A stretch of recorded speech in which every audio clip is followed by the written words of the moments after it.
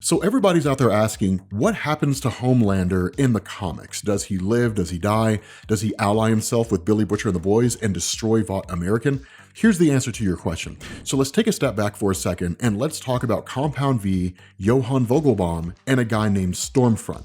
Yes, in the comics, Stormfront is a guy, he's not a woman like you saw in the show. So the way this played out was that Compound V was created by Johann Vogelbaum for the German government during World War II. The idea was that Compound V would be used to create super soldiers for the German government to ensure they could win World War II. Over time, Vogelbaum started to realize incredibly fast that the Germans were going to lose. And so what happened is that Vogelbaum and Stormfront were extracted by Vought American. Who was Stormfront? Stormfront was the only survivor of the original Compound V experiments, but he was proof of concept. Compound V can work. And so when Vogelbaum and Stormfront were brought over to the States, Vought American started funding all of Vogelbaum's research under the idea that if Vought American can start creating super soldiers, they can hand them over to the government. That means infinite government weapons contracts forever.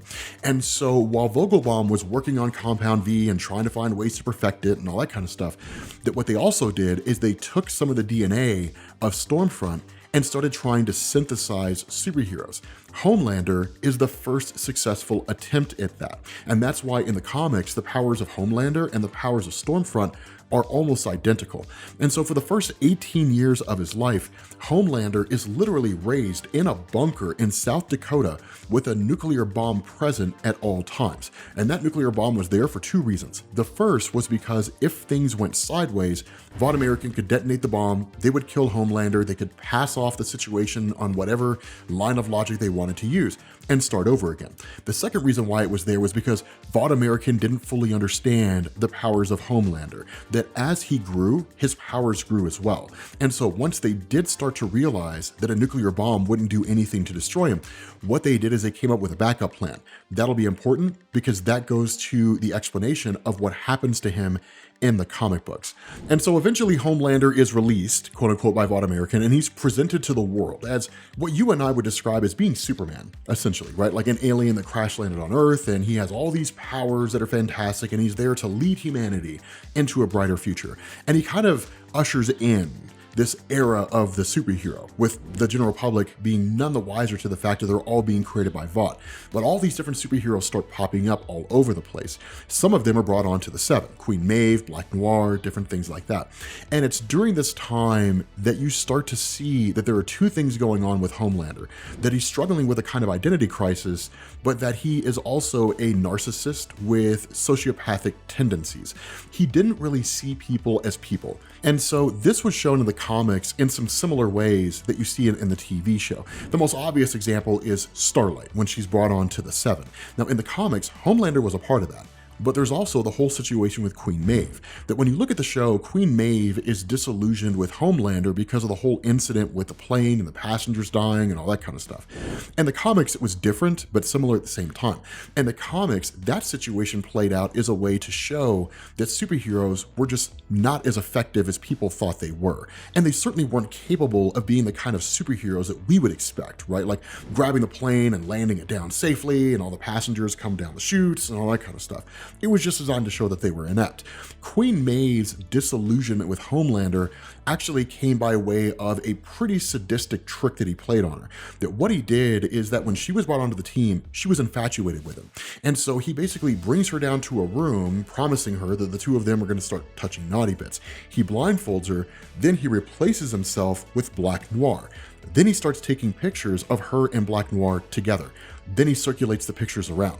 And so that just kind of destroyed her confidence and it destroyed her perception of him. Of course, it killed the relationship, but there was all the embarrassment that came along with it. Those things and others came together to create the Queen Maeve that you know in the show at the very beginning in season 1, where she's basically an alcoholic, she's detached, she doesn't really care about anything, she's just there. as a character.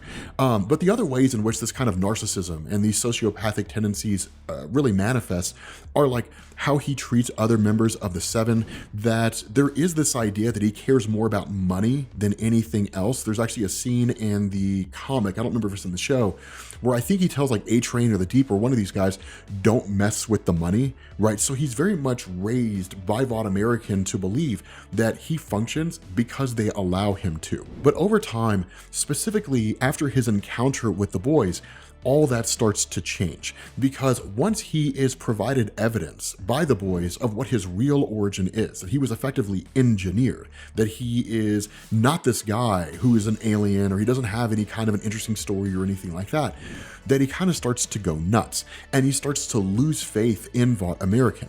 Then he starts to think about, why are we even doing what people tell us to in the first place? We can do anything. We're superheroes. They can't stop us. They've tricked us into believing they can stop us, but the reality is that they can't. And so the direction the show is moving in seems to be the direction of what was happening in the overall story arc, which is to say, what happens is Homelander starts uniting all these different superheroes across the world and then tells them, like, we can overthrow the US government. We can destroy the military. We can do whatever we want to do.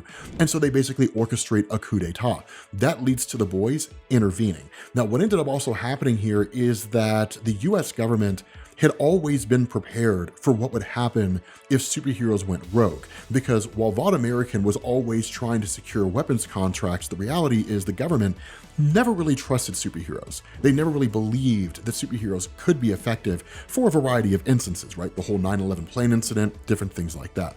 And so what goes on is Homelander finally makes his move. And in fact, he invades the White House and takes out the vice president and even the president, kills everybody, right? Like takes them all over. And that's when you end up finding out what's actually going on here.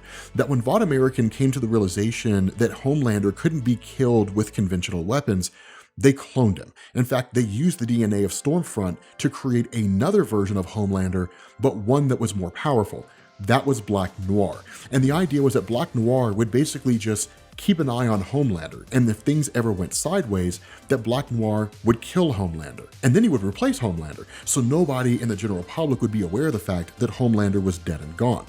Because of the fact that Homelander never did anything crazy that led to Vought American giving Black Noir the okay to kill him, Black Noir basically started going crazy. That what he started doing was actually engaging in a series of actions dressed as Homelander in order to kind of try to force the hand of Vought American to tell him to kill Homelander. But that never happened. And the biggest reason for that is because a lot of these incidences of what it appeared to be Homelander engaging in, they were swept under the rug by Vought American because Homelander was a cash cow. He made so much money. And so it was just easier to make it go away than to kill him, because they didn't really know what Black Noir was going to do when he took the place of Homelander. And so over time, things like Billy Butcher's wife being assaulted, that was actually Black Noir. It was never really Homelander. And so by the end, you realize Homelander, while he was a pretty screwed up person, was not nearly as bad as people thought he was. All these instances of like cannibalism and things like that, it was all Black Noir doing it.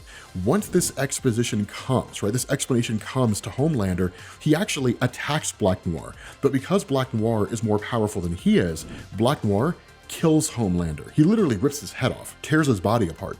And then ultimately Billy Butcher and those guys track down Black Noir and they kill him. So the answer to your question is that at the end of The Boys, yes, Homelander dies, but not before learning that he was supposed to be killed and replaced by Black Noir, as well as overthrowing the entirety of the United States government and basically destroying all powers of leadership. So that whole exposition he had with Starlight, where he said he'd go after the nerve centers and all that kind of stuff, he does. It's pretty wild. But with that being said, guys, we're going to bring this to an end. If you guys want to know what happens to the other characters, let me know down in the comments, and I will catch you all later. Peace.